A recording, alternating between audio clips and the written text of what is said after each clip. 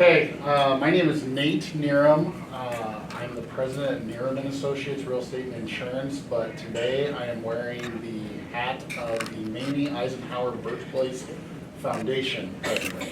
So we just call it Maime's.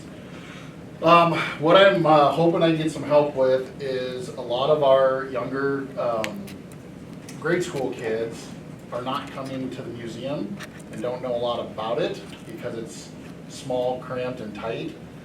So what we're hoping is that one of you very intelligent students could come up with like an online scavenger hunt that would be something that we could send to the second, third, or fourth graders that they could do kind of as a what I want to say, like before they come to visit the actual site, they would have some knowledge of what is in the museum, why the museum is there, who donated what. We have a lot of family members that have donated actual artifacts that belong to Maime and Ike, and it's kind of, when I was a kid, I had to go, or I got to go, I shouldn't say I had to go, I got to go, and in reaching out to teachers today, kids don't understand why they would come to that small of a museum. And it's literally right down the street. So a couple of board members thought maybe the Edge class could help us with either a scavenger. We're actually open to any ideas, but somebody said, well, if we did like a scavenger hunt, you guys would come in and take pictures of the museum and say, can you find Maime's pink glassware, or because she had a huge collection of that, or do you see where Maime used to make, or Maime's parents used to make her world famous sugar cookies, stuff like that. Just something that would be interactive with the kids that they could do on an iPad or on their Chromebooks. So that was, I'm not trying to pitch anything, I'm just asking for help and ideas. I am the second youngest member on our board, and I'm 43, so that tells you how old our board is. So when I brought up the idea of doing an interactive scavenger hunt or something interactive with the museum, everybody's eyes got really big and everybody got really scared. And then the youngest member of our board said, well, maybe we could reach out to Edge and see if they can help us out with that. So that's why I'm here today, to see if you guys could come up with an idea. And again, it doesn't have to be a scavenger hunt, but just something that would get second and third and fourth graders excited to come to Maime Eisenhower's birthplace. If you guys have any questions or ideas, I would be more than willing to try to spitball with you with my last couple of minutes I have. I don't know where my clock is. You're doing great. Okay. Yes? What do you need this done by? Our season ends, oh, this is terrible, I'm the president, I should know this. I want to say our season ends October 30th, so our thought process was for next season, which starts in May, so you guys would have plenty of time to work on this. It was kind of one of those ideas where we had it at our board meeting, which we have every other month, and Project Palooza email literally came in the same day as that discussion. So that's why I said, hey, Boz, Lindsay, could we do something like this? And they said, come to Project Palooza. So you'd have some time to work on it. Did I see another question, or was it the same question? It was the same question. You do? It was the same. Oh, same question? Yeah. Sir. How often would you want to check in on this? For me, I guess we meet every other month, so if I could check in every 6 weeks, so it's right before my board meeting, so I can say, hey, our Edge team did this and this, or this is what they're working on, so I can give my more mature board an idea of what's going on, that would be outstanding.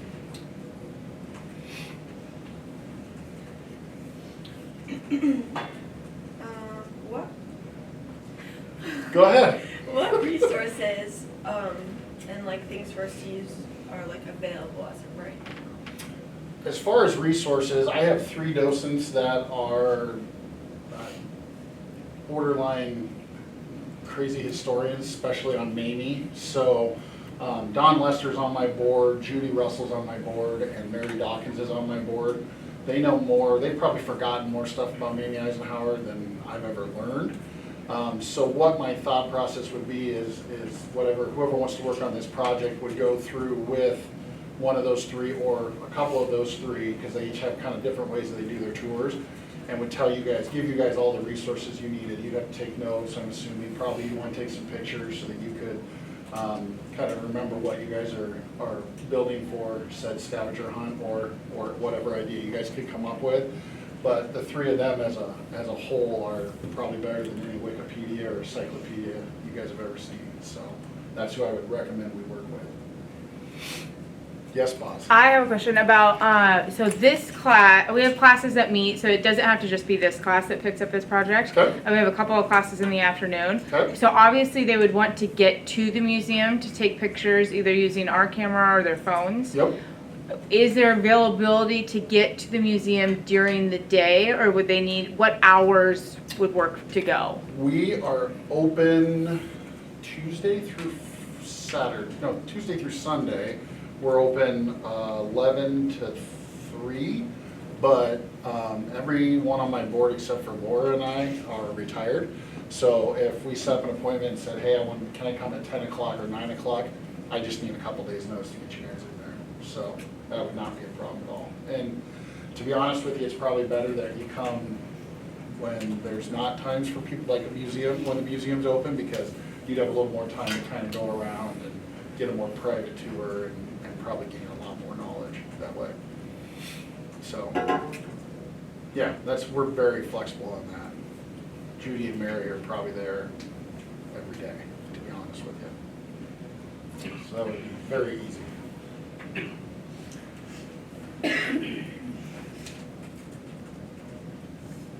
other questions? Do you want it to be digital, or do you want paper? Ideally, it would be both. The digital part would be nice so that students could do it in class with their teachers. That's kind of our thought process. We send to the teacher pushes it out to Chromebooks or whatever. Or if we had paper, then they could do the, search. If they could print it out and then go to the museum and then find the stuff that they were trying to pre-find before, that would be ideal. But again, we're very flexible on this. Like I said, most of my board members' heads about exploded when I suggested that we have a digital idea. They were also very excited when we got a website. That was a big deal. So I'm dealing with a more mature board, so that would be, both would be acceptable. Digital would be nice because I'm assuming we could edit that more. Yes? Does the school, like the younger grades, do they come into the museum as like a field trip? Yes, they used to. We tried to get, and believe it or not, maybe I shouldn't say this, but Boone Schools has been the hardest one to get there just because of the class sizes. So we are trying to get, we're trying to work it out so that it is, half a class one day, maybe half a class, maybe in the morning, and then the other class goes in the afternoon or something like that. But yeah, we have it set up. We actually have a grant so that every second and third grader can go there for free. So all the students get to come for free, but the pushback we got was it's not interactive enough. Nobody really understands why they're there when they're there, and we're worried that we're going to break something. So, and part of that is large class sizes, and I understand that because the museum's small.